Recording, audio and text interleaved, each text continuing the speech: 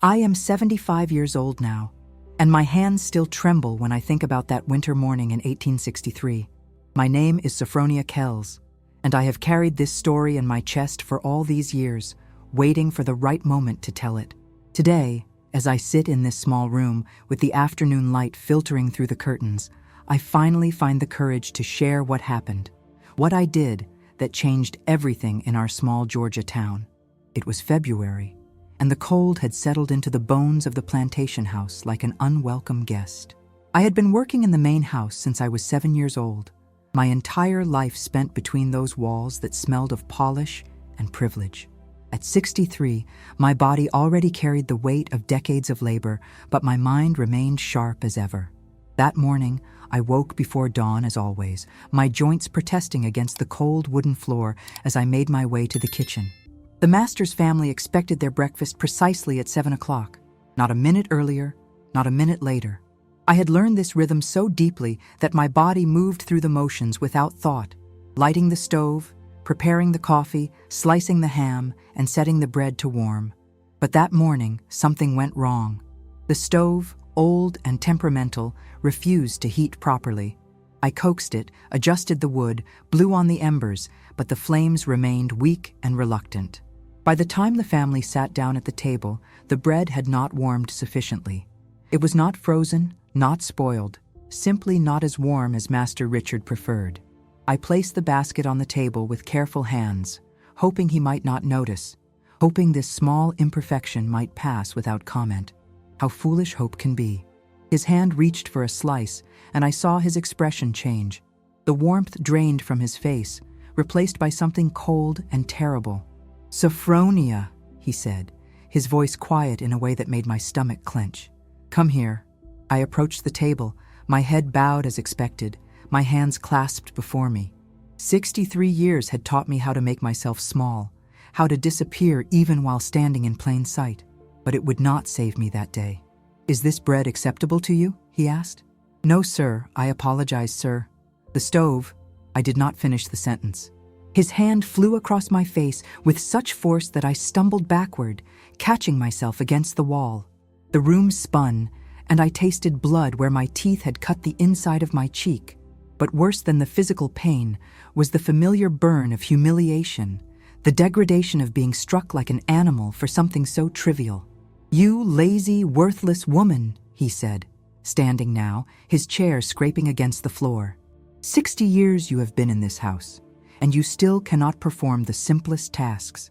My bread is cold, cold." He advanced toward me, and I knew what was coming. I had seen this rage before, had felt it before. His boot connected with my ribs as I tried to shield myself, and I fell to the floor. Another kick, another. His wife, Mrs. Charlotte, continued eating her eggs as though nothing unusual was happening. Their son, barely 20 years old, watched with mild interest. Their daughter looked away, discomfort flickering across her features before she schooled her expression into indifference. When Master Richard finally tired of his violence, he returned to his seat. "Get out of my sight," he commanded, "and do not return until you can remember your place." I pulled myself up slowly, every breath sending sharp pains through my chest. I limped out of the dining room, through the kitchen, and out the back door into the cold morning air. The February wind bit at my skin, but I welcomed it. It made me feel alive, reminded me that I still existed despite their attempts to erase me. Behind the kitchen house, I leaned against the rough wooden wall and let the tears come. Not tears of sadness. I had cried those years ago until the well ran dry. These were tears of rage, of frustration so deep and burning that it threatened to consume me from the inside out. 63 years old, and still treated worse than the livestock in the barn. Beaten because bread was not warm enough, because a stove would not light properly, because I existed in a world that saw me as less than human. But as I stood there in the cold, something shifted inside me. Perhaps it was because I had lived so long, had endured so much, that I finally reached a point where fear no longer held the same power. Perhaps it was because my body already hurt so much that more pain seemed almost meaningless. Or perhaps it was simply that after 6 decades of swallowing injustice, I could not swallow one more bite. I thought about the other enslaved people on the plantation, about Clara, who had been sold away from her children last spring, about Joseph, who had scars on his back from a whipping he received for looking Master Richard directly in the eyes, about young Samuel, only 15, already broken in spirit, though his body was still strong. I thought about all of us, living our lives in service to people who saw us as property, as things to be used and discarded at will. And I decided that something had to change.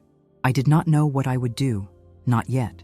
But standing there in that cold February morning, with my ribs aching and blood in my mouth, I made a decision that would alter the course of everything. I would not accept this anymore. I would find a way to resist, to fight back, even if that fight had to be quiet and careful and strategic. The other houseworkers found me there an hour later.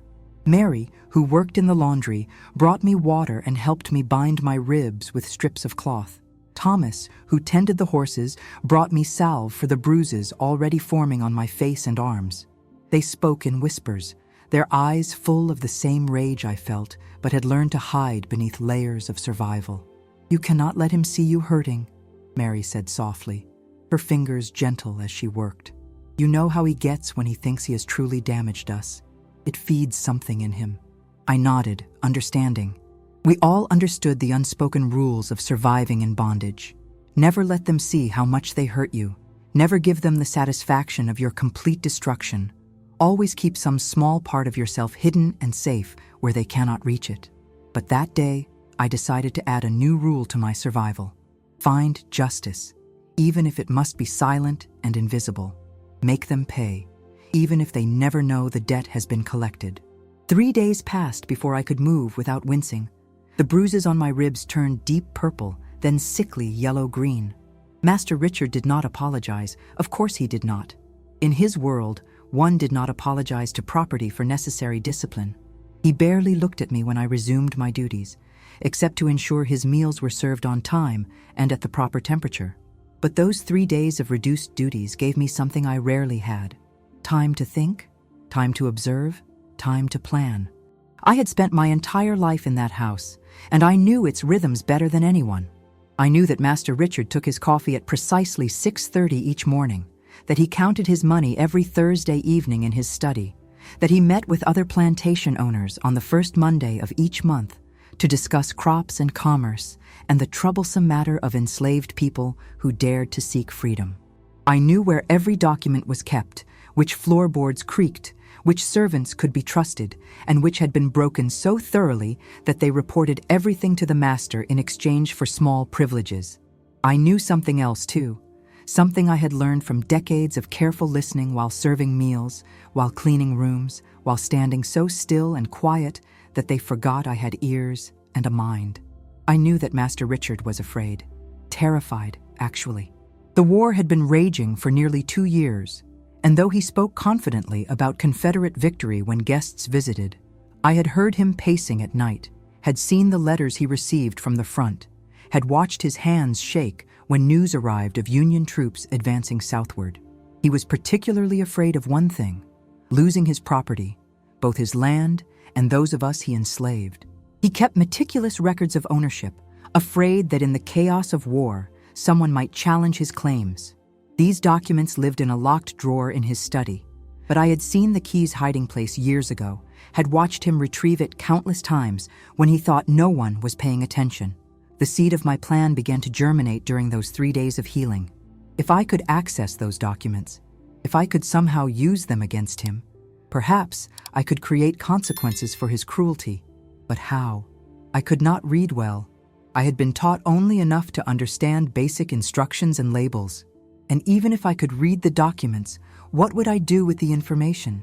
The answer came from an unexpected source: Reverend Thompson's visits. The Reverend was a white minister who came to the plantation once a month, ostensibly to provide Christian instruction to the enslaved population. Most of what he said was designed to keep us docile. Lectures about obedience, about accepting our earthly station, about rewards waiting in heaven for those who served faithfully. But Reverend Thompson had a secret that I had discovered by accident 2 years earlier. He could not stand Master Richard. I had been cleaning the hallway outside the parlor when I heard them arguing. The Reverend's voice, usually so measured and pious, had been sharp with disgust. "Your treatment of these people is unconscionable, Richard. Christian charity Christian charity does not pay my debts or harvest my cotton," Master Richard had interrupted. "I treat my property as I see fit." After that, I began watching the Reverend more carefully during his visits. I noticed how his jaw tightened when he saw the scars on Samuel's back, how his eyes lingered on the shackles in the barn, how he seemed to be memorizing details, and I noticed something else. He always carried a leather satchel, and he was always writing in a small notebook after his visits. On the 4th day after my beating, when I had returned to full duties despite the pain still radiating from my ribs, Reverend Thompson arrived for his monthly visit. I made sure I was the one who brought him his tea in the small room where he met with groups of us for his instruction. As I set down the cup, I did something I had never done before. I looked directly into his eyes and spoke quietly, just loud enough for him to hear. "Reverend, I need to confess something that weighs heavily on my soul." His eyebrows rose slightly, but he nodded. "Of course, Sophronia. What troubles you?" "Not here," I whispered. "In the garden, after your teaching. Please." He understood immediately, giving the slightest nod before turning his attention to the others filing into the room. That afternoon, while the rest of the household believed I was collecting herbs from the garden, I met Reverend Thompson near the old oak tree at the far edge of the property. My heart pounded so hard I thought it might escape my chest. What I was about to do could get me killed if discovered, but the alternative, continuing to endure in silence, felt like a slower death. "Reverend," I began, my voice steady despite my fear, "I know you are a man of conscience. I have seen your distress at the conditions here, and I believe you might be willing to help with a matter of justice." He studied my face, taking in the fading bruises that cosmetics and strategic positioning had mostly hidden, but could not completely erase. "What happened to you, Sophronia?" "The bread was cold," I said simply. "That is all it took." His expression darkened, his hands clenching at his sides. "Tell me what you need." And so I did. I told him about the documents in Master Richard's study, about the meticulous records he kept, about my suspicion that some of those records might contain irregularities, perhaps fraudulent purchases, perhaps tax evasion, perhaps evidence of other crimes. I told him I could access the documents, but could not read them well enough to understand their full meaning. "If you could examine them," I said carefully, "and if they contain anything that the authorities might find interesting, perhaps that information could find its way to the right people. Not from me, of course. Never from me. But from a concerned citizen who happened upon evidence of wrongdoing." Reverend Thompson was quiet for a long moment, weighing the risks, the ethics, the potential consequences. Finally, he spoke. "This is dangerous, Sophronia. If you are caught—" "I know what will happen if I am caught," I interrupted gently. "I have known that danger every day of my life, but I also know that I cannot live another day, another year, another moment, without trying to create some justice in this unjust world, even if it is small, even if no one ever knows I was the instrument of it." He nodded slowly. "When can you access the documents?" "Thursday evening," I said. "He goes to town for his supper club every Thursday, and Mrs. Charlotte takes laudanum for her headaches and sleeps soundly. I can bring you the papers. You will have perhaps 2 hours to examine them and take notes before I must return them. Where shall we meet?" "The old tobacco barn, the one no longer in use. No one goes there after dark." We settled the details quickly, speaking in whispers, knowing that even the trees might have ears in a place where information was currency and betrayal was rewarded. When we parted, I felt something I had not felt in years. Hope. Dangerous, fragile hope that perhaps the powerful could be held accountable, that perhaps justice existed even in a world built on injustice. The days until Thursday crept by with agonizing slowness. I performed my duties perfectly, ensured every meal was hot, every room spotless, every interaction with the master's family characterized by the deference they expected. I made myself invisible, forgettable, exactly as I had learned to do over 6 decades of bondage. But inside, I was calculating, planning, preparing for the risk I was about to take. I was preparing to become something more than a victim, something more than property. I was preparing to become an agent of my own liberation, even if that liberation came through such quiet means that only I would ever know it had occurred. Thursday evening arrived with clear skies and a cold wind that promised frost by morning. I watched Master Richard leave in his carriage at 5 o'clock, watched Mrs. Charlotte take her medicine at 6, waited until the house grew quiet, except for the settling sounds old buildings make in the cold. At 7:30, when I was certain everyone had retired to their quarters or their bedrooms, I retrieved the key from its hiding place behind the loose brick in the hallway fireplace. My hands shook as I unlocked the study door, as I opened the drawer where the documents lived in neat folders, organized by year and category. I took everything: ownership papers, ledgers, correspondence, contracts. I wrapped them carefully in cloth to protect them from the cold and made my way through the dark house, through the kitchen, across the yard to the abandoned tobacco barn where Reverend Thompson waited with a lantern and his notebook. "Dear God," he whispered when he began reading. "Sophronia, these documents contain evidence of fraud, falsified sales, tax evasion, and—" He paused, his face pale in the lantern light. "And proof that he purchased 3 people who were legally freed by their previous owner's will. He re-enslaved free people." My breath caught. "Who?" "A woman named Clara and her 2 children. According to this will, they were to be freed upon their owner's death 3 years ago. Richard purchased them from the estate executor for a fraction of their value, and the executor certified them as enslaved when they were legally free. Clara, my friend Clara, who wept every night for the children she believed had been sold away. Those children were here, on this plantation, and all 3 of them were entitled to their freedom." "This is enough," Reverend Thompson said, his hands moving quickly across the pages, copying information into his notebook. "This is more than enough. The authorities, even Confederate authorities, cannot ignore fraud and illegal enslavement. And if I can get this information to Union officers—" He trailed off, the implications hanging in the cold air between us. We worked quickly, Reverend Thompson reading and writing while I kept watch at the barn door, my ears straining for any sound of discovery. 2 hours passed, in what felt like both an instant and an eternity. Finally, he handed the documents back to me, his notebook now full of evidence, of truth, of the seeds of justice. "What you have done tonight," he said quietly, "is an act of tremendous courage." "What I have done tonight," I corrected him gently, "is simply refuse to accept that cruelty should go unanswered. Whatever happens next is in your hands and God's. I ask only that you protect Clara and her children first, above all else." He promised, and I believed him. Then I took the documents and hurried back through the darkness, back to the house, back to the study where I returned everything to its precise location, locked the drawer, replaced the key, and erased every trace of my presence. That night, I lay in my small bed in the quarters, my ribs still aching from the beating I had received for cold bread, and I smiled, not because justice had been served, that would take time, might never come at all, but because I had refused to be helpless, because I had taken my fate into my own hands, even if those hands were legally owned by someone else. I had begun the process of turning humiliation into resistance, cruelty into consequence, oppression into opportunity.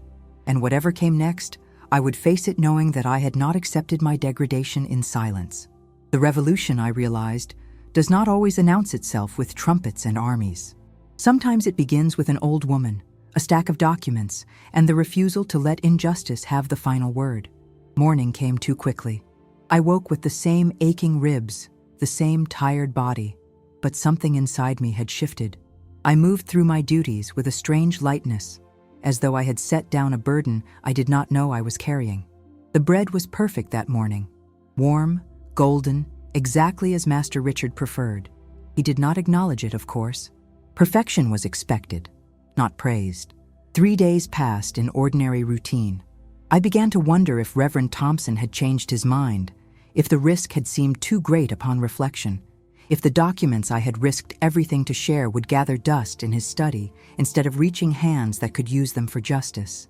Then, on Monday morning, everything changed. I was in the kitchen preparing the noon meal when I heard the commotion outside, horses, many of them, and voices carrying authority. Through the window, I saw Confederate officers dismounting in the front yard, their uniforms crisp despite the February mud. My heart began to race. Had we been discovered? Was I about to pay for my Thursday night excursion with my life? But as I watched, I realized their attention was not on the slave quarters. They were focused entirely on the main house and on Master Richard, who had emerged onto the porch with the expression of confused concern. "Richard Kells?" the lead officer asked, though his tone suggested he already knew the answer. "Yes, I am Richard Kells. What is the meaning of this intrusion?" "Sir, we have received credible information regarding irregularities in your financial dealings and in the legal status of certain individuals you claim as property. We are here to conduct an investigation." I watched Master Richard's face drain of color. "I do not know what lies you have been told, but I assure you, we have documentation, sir. Very detailed documentation. We will need to examine your records and interview several of your workers. You will cooperate fully, or you will be placed under arrest for obstruction." The next hours unfolded like a dream. The officers occupied the study, that same study where I had stolen the documents. They brought out the ledgers, the ownership papers, the correspondence. They called for various enslaved people to be brought before them for questioning. And most significantly, they called for Clara and her 2 children. I was in the dining room, ostensibly polishing silver, but truly listening to every word that filtered through the walls, when I heard Clara's voice break with emotion. "My children! You have found proof of my children?" "Ma'am," the officer said, and I heard respect in his voice, respect when addressing a woman he had believed to be enslaved. "According to the will of your former master, you and your children, James and Mary, were legally freed upon his death in February of 1860. The executor of that estate sold you to Richard Kells fraudulently, certifying you as enslaved property when you were legally free persons. This is a serious crime." The sound that came from Clara then was something between a sob and a laugh, joy and grief intertwined. She had been free for 3 years and had not known it. Her children, now 13 and 11, had been born into freedom they had never been allowed to claim. The investigation continued for 3 days. Officers came and went, documents were seized. The house, usually so orderly and predictable, descended into chaos. Master Richard grew increasingly agitated, his face red with anger and fear, his voice rising in protests that became less confident with each passing hour. On the 3rd day, they arrested him. I was serving tea to Mrs. Charlotte, who had taken to her bed with nerves, when they led him out in shackles. The irony was not lost on any of us who watched from windows and doorways. Master Richard, who had kept human beings in bondage, who had beaten me for cold bread, who had re-enslaved free people for profit, now wore the chains he had inflicted on others. "This is a mistake," he shouted as they loaded him into the wagon. "I have done nothing that every other gentleman in this county has not done. This is persecution." But his protests faded as the wagon rolled away, taking him to face charges of fraud, illegal enslavement, and tax evasion. The house fell silent in his wake, everyone uncertain what would happen next. Reverend Thompson arrived that afternoon, his face carefully neutral, but his eyes bright with suppressed emotion. He asked to speak with Clara, and I made sure I was present when he explained the full situation to her. "You are free," he told her, handing her official documents that certified her status. "You have been free since 1860. Your children are free. I have taken the liberty of filing the necessary papers with the county clerk and with the military authorities. No one can claim you as property ever again." Clara's hands trembled as she held the papers, her eyes scanning words she could not fully read, but understood in her soul. "How did this come to light?" she asked. "How did anyone know?" Reverend Thompson glanced at me briefly before responding. "An anonymous concerned citizen brought certain irregularities to my attention. I felt it my Christian duty to investigate and report what I found to the proper authorities." Clara looked around the room, her gaze landing on each face, searching for her benefactor. When her eyes met mine, I saw the question there, saw her mind working through the possibilities. I gave the slightest shake of my head, not a denial, but a plea for discretion. She understood immediately, as women who have survived together often do without words. That evening, after the officers had finally left, and the household had settled into uneasy quiet, Clara found me in the garden where I was collecting the last herbs before nightfall. "It was you," she said softly. "I know it was you." I continued my work, not confirming or denying. "What matters is that you and your children are free. What matters is that justice, even small and imperfect, has been served." She embraced me then, this woman who had been my friend through countless hardships, and we both wept. But our tears were different than the ones we had shed so many times before. These tears carried hope, carried the proof that resistance, even quiet, careful resistance, could create change. "What will you do now?" I asked her when we had composed ourselves. "I will take my children north," she said. "Reverend Thompson has connections with people who help those seeking freedom. He says he can get us to Pennsylvania, to a community where we can build a new life. And you, Sophronia, will you come with us?" I considered it. Freedom, real freedom, calling to me like a distant song. But I looked back at the house, at the other faces watching from windows, at the people who remained in bondage while Clara had won her escape. "Not yet," I said finally. "There is still work to be done here. Others who need what I can provide. Information, assistance, hope. When the time is right, when I have done what I can, then perhaps I will seek my own freedom. But for now, my place is here." Clara nodded, understanding even as sadness crossed her features. "You are the bravest woman I have ever known, Sophronia Kells. What you did, risking everything to expose the truth, that took more courage than I possess." "Courage is not the absence of fear," I told her. "It is acting despite the fear. It is refusing to accept that cruelty and injustice should go unchallenged. You have that same courage. You will need it for the journey ahead." We spoke for a while longer, making plans for her departure, sharing memories of the years we had survived together, promising to remember each other in whatever lives we would build. When she finally left me alone in the darkening garden, I felt the weight of my decision settle into my bones. I had chosen to stay in bondage, at least for now, because I had discovered something powerful. Even in chains, even in oppression, there were ways to fight back. My weapon was not physical strength or political power. My weapon was information, observation, the trust of those who believed I was too old and too broken to be dangerous. They had underestimated me. They had underestimated what a woman of 63 years could accomplish when she decided that survival was not enough, that justice, even imperfect, incomplete justice, was worth any risk. The news of Master Richard's arrest spread through the county like wildfire. Other plantation owners came to call on Mrs. Charlotte, speaking in low voices about the unfortunate situation and the troublesome interference of authorities in private business matters. I served them tea and listened, invisible as always, gathering information about their own fears and secrets. Because I had learned something crucial from my success with Master Richard's documents. These men, these families who held such power over us, they all had secrets. They all cut corners, falsified records, evaded taxes, broke laws they thought did not apply to them because of their wealth and status. And if one man could be held accountable, perhaps others could be as well. I began to plan my next move, to identify my next target, but I would be patient.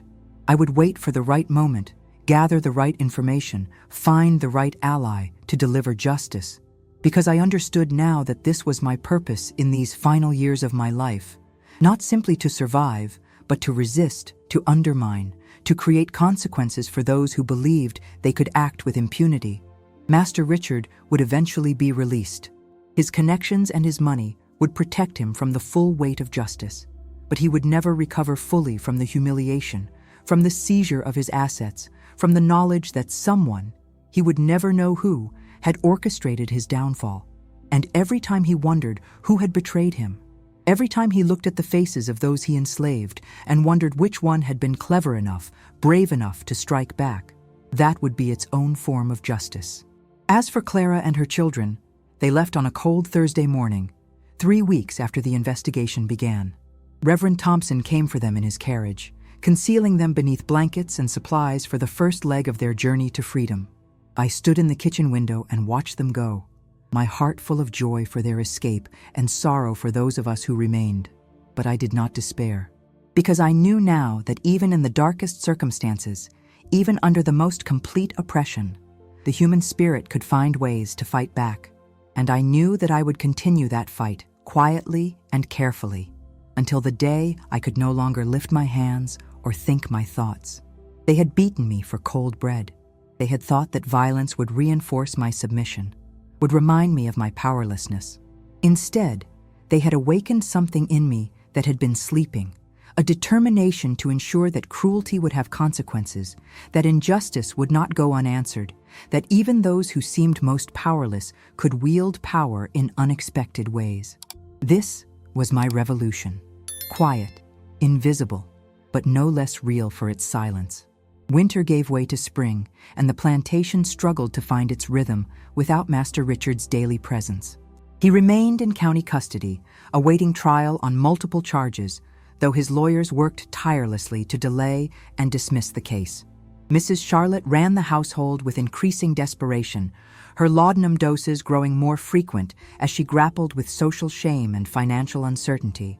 But something else was happening, something that filled me with cautious hope. Word of what had transpired, of the investigation, of Clara's liberation, of Master Richard's fall from grace, spread through the enslaved community across multiple plantations. And with it spread a question that people whispered in the fields and quarters. How did the authorities discover the fraud? I never claimed credit. To do so would have been suicide. But others began to wonder, to imagine possibilities they had not considered before. If one master could be held accountable, if one family could be freed through exposure of legal irregularities, what else might be possible? Reverend Thompson became a regular visitor, his monthly meetings extending to weekly ones as he claimed the spiritual needs of the plantation required additional attention. In truth, he was coordinating something larger. He had made contact with Union sympathizers in the area, with abolitionists who operated in secret, with lawyers who specialized in finding legal pathways to freedom. And he brought me into that network. It happened on a Wednesday afternoon in March. I met him in the same abandoned tobacco barn where we had examined Master Richard's documents. This time he was not alone. With him was a woman named Elizabeth Warren, a white Quaker from Philadelphia who had traveled south specifically to help coordinate resistance efforts. Sophronia, Reverend Thompson said. Mrs. Warren works with an organization dedicated to exposing illegal enslavement and providing legal assistance to those with viable freedom claims. I have told her what you accomplished here, and she believes there may be dozens, perhaps hundreds of similar cases throughout Georgia and the surrounding states. Mrs. Warren stepped forward, her eyes meeting mine with a directness unusual for white people when addressing enslaved individuals. "Miss Kells," she said, and the use of "miss" startled me. "We need people like you, people who have access to records, who know how to move invisibly through the households of slaveholders, who understand what to look for and how to extract information safely. You want me to spy," I said bluntly. "We want you to document injustice," she corrected. "We want you to be our eyes and ears where we cannot go. And in exchange, we will use that information to free as many people as possible, to create legal and financial consequences for those who break even the laws of this broken system." I should have been afraid. I should have declined, should have protected myself, and lived out my remaining years in whatever peace was available to an enslaved woman approaching old age. But I thought about Clara and her children, now safe in Pennsylvania according to the letters Reverend Thompson had received. I thought about the others still suffering, still waiting, still hoping for liberation that might never come through conventional means. What would I need to do? I asked. Over the next hour, they explained the network they were building. There were others like me on different plantations, house servants, skilled workers, people who had been deemed trustworthy by their enslavers, and thus had access to private spaces and documents. These individuals would look for specific things: wills that had been ignored, free papers that had been destroyed, fraudulent sales, falsified birth records, anything that might provide legal grounds for challenging someone's enslaved status. The information would be passed to Reverend Thompson through various means, hidden in laundry, whispered during prayer meetings, concealed in baskets of produce delivered to town. He would relay it to Mrs. Warren and her organization, who would work with sympathetic lawyers and union authorities to build legal cases. It was dangerous. It was terrifying. It was also the most important work I could imagine doing with whatever years remained to me. I will help, I said. But I have conditions. Mrs. Warren's eyebrows rose. Go on. First, the young people must be prioritized. Children, mothers with small children, anyone with the most years left to live in freedom. Second, you must protect the identities of everyone in this network absolutely. If one person is discovered and tortured for names, the entire operation collapses. Third, you must help me identify other potential allies here on this plantation. People I can trust, people who can carry on this work if I am discovered. They agreed to all my conditions. And so began a new chapter of my life, one in which I transformed from a victim of cruelty into an architect of justice. The work was painstaking and slow. I could not access the study as freely now that Master Richard was absent, and Mrs. Charlotte kept it locked. But I found other ways. I befriended the young woman who cleaned the upstairs bedrooms, and she reported on documents left carelessly on Mrs. Charlotte's writing desk. I cultivated a relationship with the boy who tended Master Richard's horse, and he repeated conversations he overheard when driving the carriage to town. And I made contact with servants on neighboring plantations. This was perhaps the most delicate work.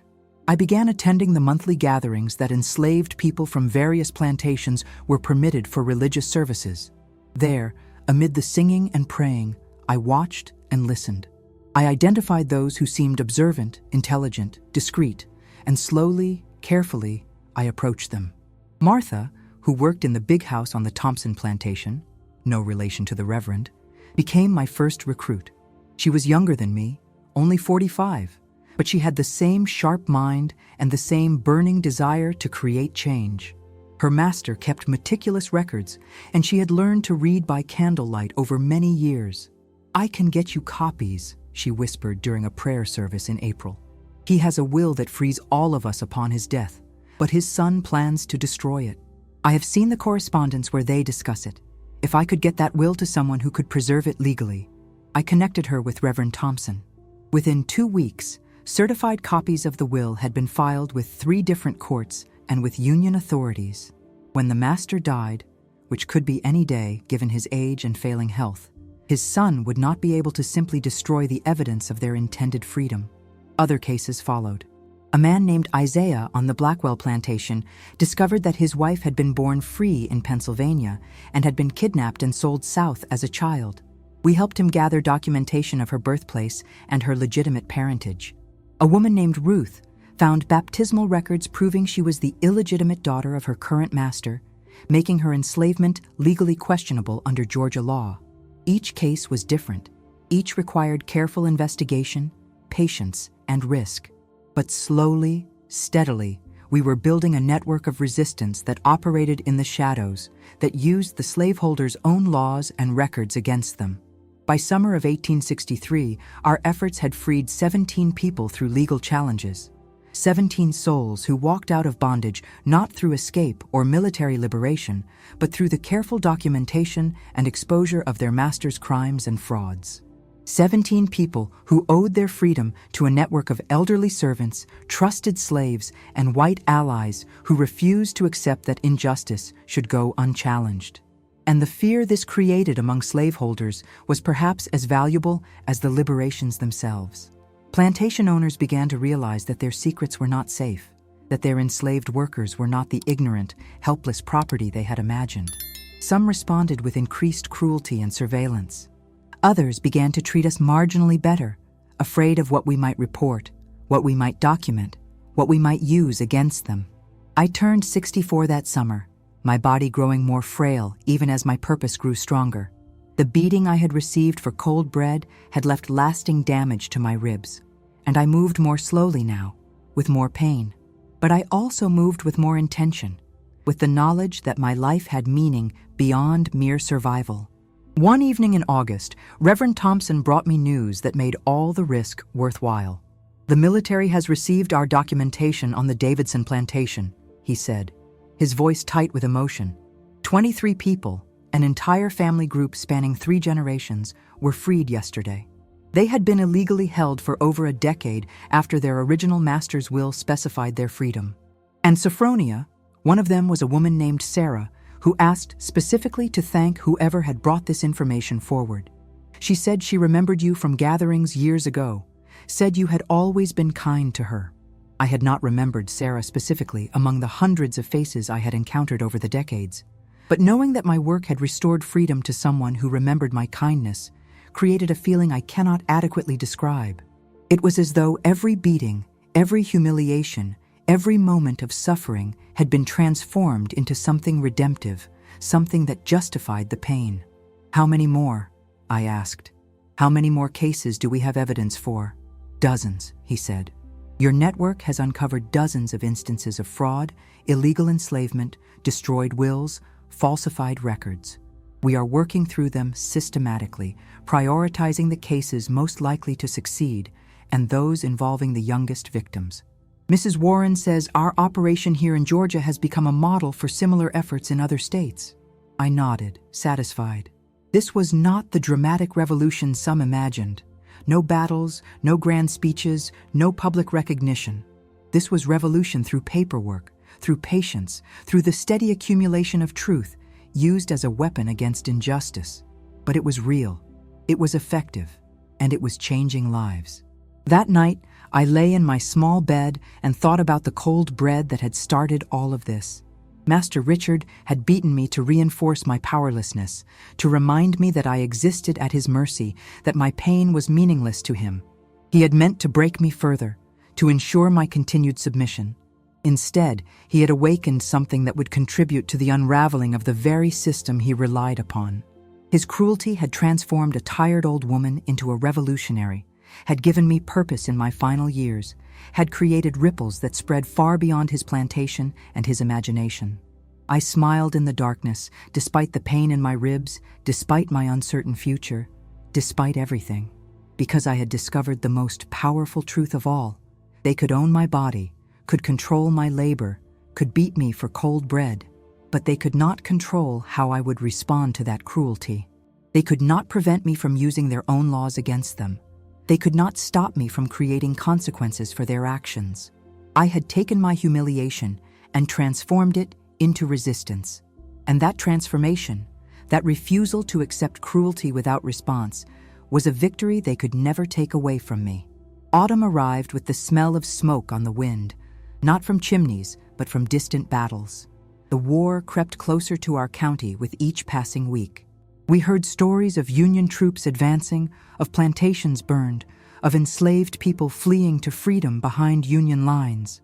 The white families grew more nervous, their conversations dominated by fear and anger. Master Richard returned home in October, charges reduced through his lawyer's maneuvering and his family's political connections. He had been found guilty of fraud and tax evasion, but avoided prison time through payment of substantial fines and restitution. But the man who came back was changed, diminished somehow, his confidence replaced by suspicion and paranoia. He looked at all of us differently now, searching our faces for signs of betrayal, wondering which one of us had somehow been responsible for his downfall. He never suspected me. How could he?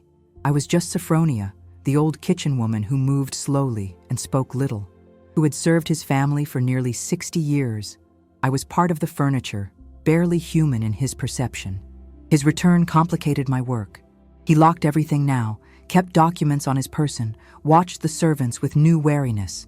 I had to be more careful, more patient, more creative in gathering information.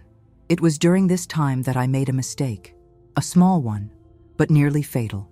I had been passing information to Reverend Thompson through Sarah, a young woman who worked in the laundry and walked to town every Wednesday to deliver washing to several white families.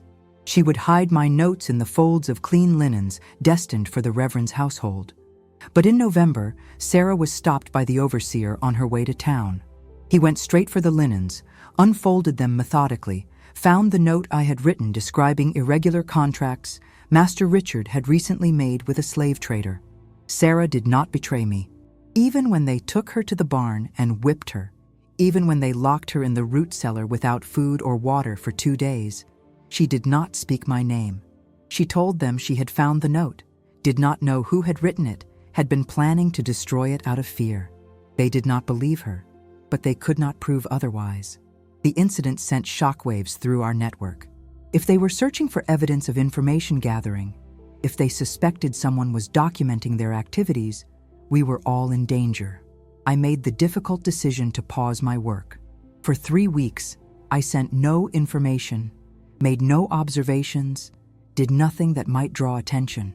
I simply performed my duties and made myself as invisible and harmless as possible. During those weeks, I visited Sarah in the quarters where she was recovering from her whipping.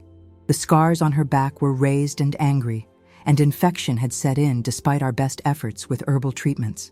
"I am sorry," I whispered to her one evening, applying a poultice to her wounds. "This happened because of me, because of my notes." "No," she said, her voice hoarse but firm. "This happened because they are evil, because they fear us learning to read and write, fear us thinking and organizing.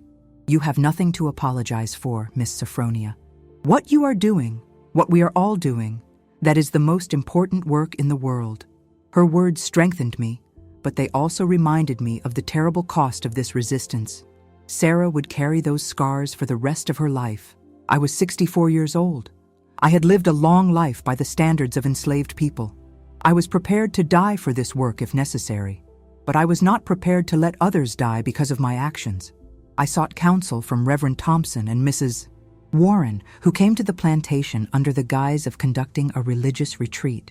We met in secret, discussing whether to continue or to disband the network for everyone's safety.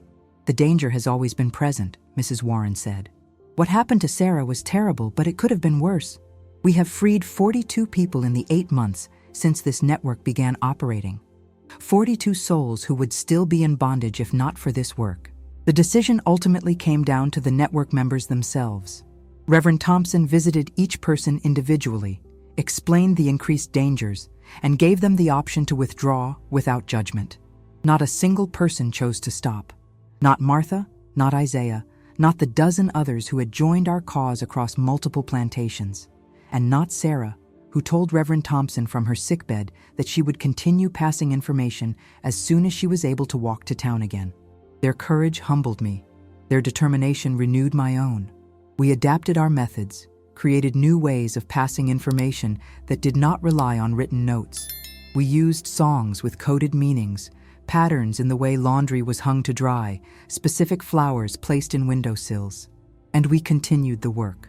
Winter settled in harsh and cold. The news from the war grew more chaotic. Union troops were indeed advancing. Some enslaved people began fleeing toward Union lines, seeking the freedom that armies might bring. I turned 65 on a gray December day, my body worn, but my spirit determined. That evening, the small community in the quarters held a quiet celebration for me. Sarah, recovered enough to return to light duties, though she would never regain full strength, brought me a small wrapped bundle. Inside was a handkerchief she had embroidered with flowers, violets, the symbol our network used to indicate safe messages. "For the bravest woman I know," she said softly. I held that handkerchief and wept, not from sadness, but from the overwhelming emotion of being seen, of being valued, of knowing that my life had mattered beyond mere survival. That night, I made a decision about my future. I would continue this work until I physically could not, and I would ensure that others could carry on. This network could not depend on one old woman. I began training others in earnest. I taught Martha and Isaiah how to read documents for specific legal irregularities. I showed Sarah and 2 other young women how to write in code. I shared everything I had learned about moving invisibly through spaces, about reading the moods and patterns of slaveholders, about knowing when to act and when to wait. The new year, 1864, arrived with bitter cold and increasing chaos. More people fled toward Union lines. Slaveholders grew more desperate and cruel. Master Richard became increasingly erratic, his suspicions extending to everyone. He started keeping a pistol on him at all times. It was in this atmosphere of fear and tension that our network achieved perhaps its greatest success. Martha brought us information about a warehouse in town where a slave trader kept records of purchases and sales going back 20 years. These records contained evidence of dozens of fraudulent transactions, free people re-enslaved, families split up despite legal protections, children sold who should have been freed. Mrs. Warren, when we relayed this information, grew very quiet. Then she smiled. "Leave this to me," she said. "I have contacts who can handle this situation." 2 months later, the warehouse mysteriously caught fire. In the chaos, someone broke in and removed several crates of documents. The slave trader assumed the documents had burned. In reality, those records were being examined by lawyers and union authorities, creating the foundation for massive legal challenges to enslavement throughout the region. The impact was staggering. By spring of 1864, legal challenges had been filed for over 200 people based on evidence from those warehouse documents. Not all would be successful immediately, but the sheer volume created pressure on the system. Sarah came to me one April evening as I sat outside the quarters watching the sunset. "Miss Sophronia," she said, settling beside me, "I want you to know something. That beating I received, those scars I will carry forever, I do not regret them. Not for one moment.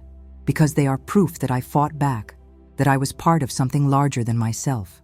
Those scars are badges of honor, not shame." Her words released the guilt I had been carrying.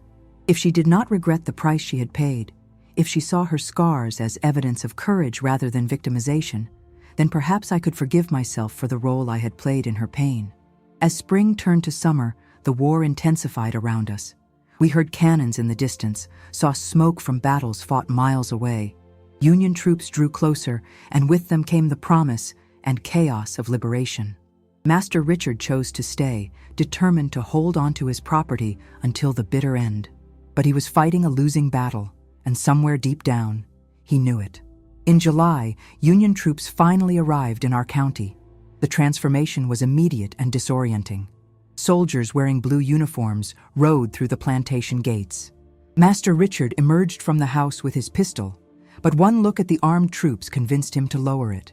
"By order of the United States Army and the President's Emancipation Proclamation," the lead officer announced, "all persons held in bondage in this territory are hereby free.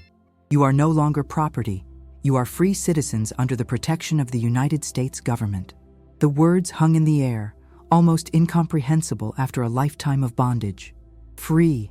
We were free. I stood there with tears streaming down my face, knowing that our resistance had mattered.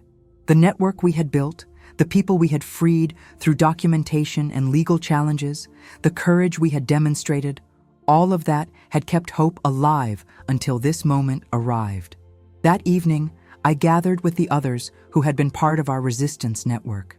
We sat around a small fire outside the quarters, no longer needing permission to gather, no longer fearing punishment for meeting together. "We did this," Martha said softly.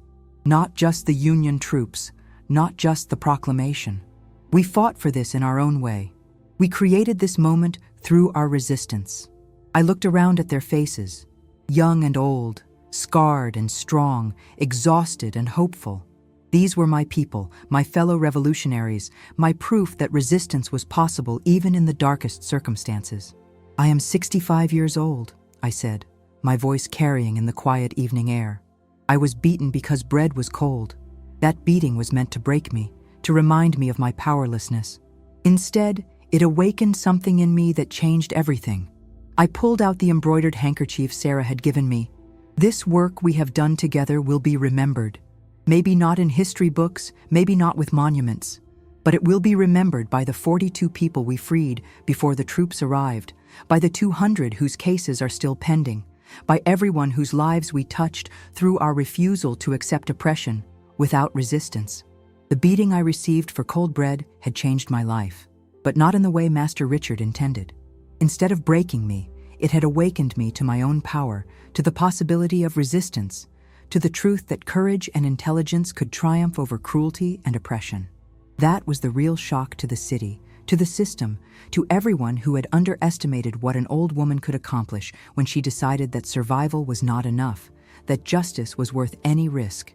Freedom, I discovered, was more complicated than I had imagined during all those years of bondage. The Union soldiers provided protection and assistance as we navigated this new reality. But they could not stay forever, and they could not solve all the problems that liberation created. Where would we live? How would we support ourselves? What would happen to the elderly, like me, who had no family, no resources, no experience of life beyond plantation walls?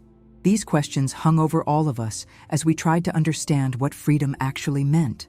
Some people left immediately, seeking family members who had been sold away years earlier.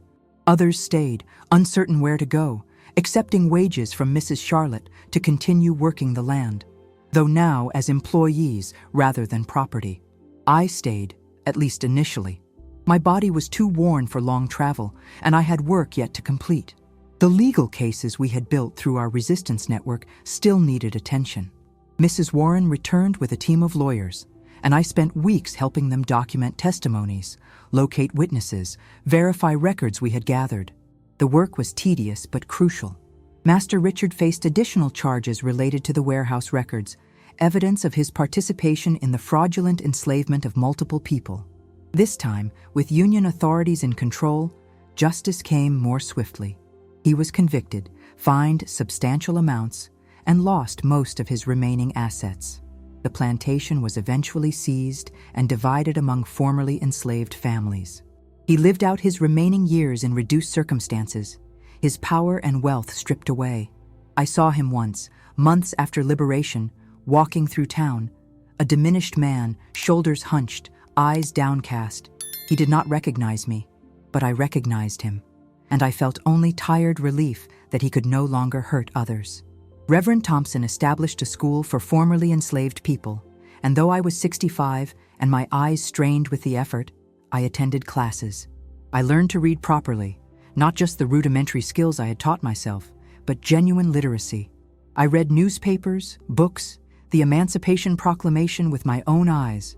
I worked with Mrs. Warren's organization for 3 more years, helping newly freed people navigate legal systems, documenting cases of violence and discrimination, testifying in courts about the conditions of slavery. My age and my experiences gave my testimony weight. Sarah worked beside me, her sharp mind and fierce determination making her an invaluable organizer. The scars on her back became part of her testimony, visible evidence that moved judges and juries. She never hid those scars. She wore them openly, refusing to feel shame for something done to her by others. Our network, built during the darkest days of bondage, became the foundation for advocacy and activism in freedom. We knew how to organize, how to document, how to use legal systems strategically. Those skills proved invaluable in the uncertain years after liberation. I reconnected with Clara, who had made it safely to Pennsylvania with her children. We corresponded regularly, her letters full of descriptions of her new life, work she was paid for, children attending school, a community that welcomed them. She always ended her letters the same way. Thank you for my freedom. Thank you for showing me that resistance was possible. I turned 70 in 1869, 5 years after liberation. My body was failing steadily. The damage from decades of hard labor and that beating for cold bread had created permanent injuries that no amount of freedom could heal. But my mind remained sharp, and I continued working. I gave interviews to journalists documenting the history of slavery. I testified in trials seeking justice for crimes committed during bondage. I helped organize mutual aid societies that provided support for elderly, formerly enslaved people. And I told my story, not for glory or recognition, but because I wanted people to understand that resistance had existed even in the deepest oppression, that enslaved people had not been passive victims, but active agents fighting for liberation.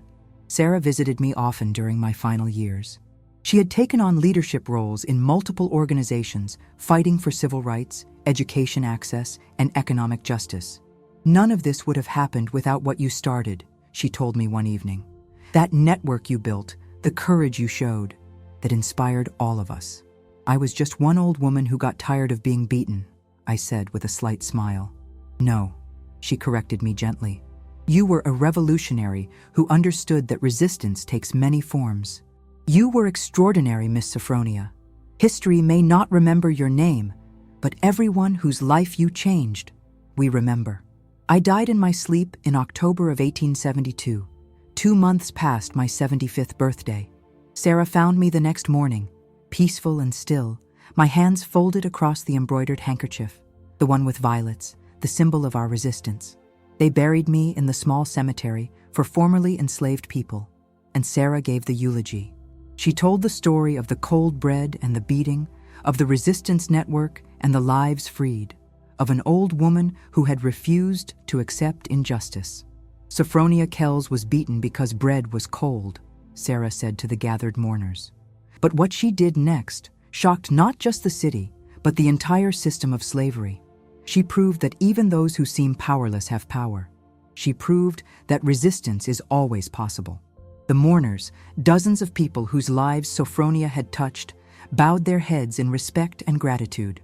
And then they went back into the world to continue the work, to carry forward the legacy of an old woman who had transformed humiliation into resistance. The story of Sophronia Kells was never written in history books. No monuments were erected in her honor. But her impact rippled through generations. In the legal precedents her work helped establish, in the networks that traced back to the organization she built, in the hundreds of lives changed by her quiet revolution. She had been beaten for cold bread. But what she did next, the network she built, the people she freed, the courage she demonstrated, that truly did shock the city and everyone who had underestimated what an enslaved woman could accomplish when she decided that justice was worth any risk. In the end, the greatest shock was the persistent, strategic, determined refusal to accept that cruelty should go unanswered. That was Sophronia's revolution. That was her victory. And that legacy lived on long after her worn body finally found its rest. The end.